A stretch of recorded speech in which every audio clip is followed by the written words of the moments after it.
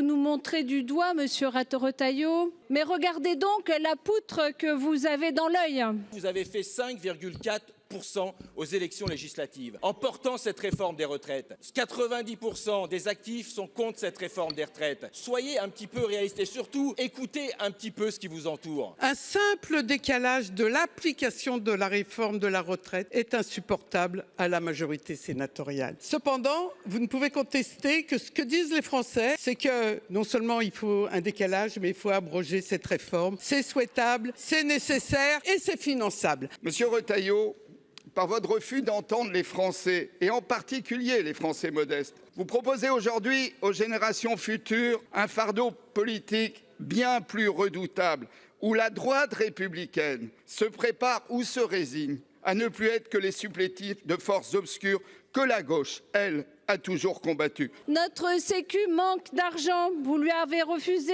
tous les milliards de recettes équilibrées et solidaires proposées par la gauche. Et vous nous demandez aujourd'hui de supprimer la seule mesure, pourtant minimale, qui permettait de surseoir à l'application de la réforme des retraites. Quand on a une telle opposition dans l'opinion publique, une telle opposition des salariés, une telle façon de triturer nos institutions et nos règles pour que ça passe, ça a laissé une blessure démocratique. Nous allons effectivement porter l'abrogation de cette réforme. Ça, ce sera le débat de 2027. Mais dans l'état du pays, franchement, trouver un compromis d'apaisement, ça serait quand même une bonne nouvelle. Vous faites montre finalement d'inaction la plus totale. En fait, vous n'avez pas le choix. Bah non, en fait, on ne sait pas pourquoi vous siégez ici parce que vous ne faites que subir et vous n'avez pas le choix. Mais quand vous décidez d'exonérer de 80 milliards de cotisations sociales les entreprises, c'est vous qui décidez de vider la caisse. Quand vous refusez la justice fiscale, quand vous refusez de faire la taxe Zuckman,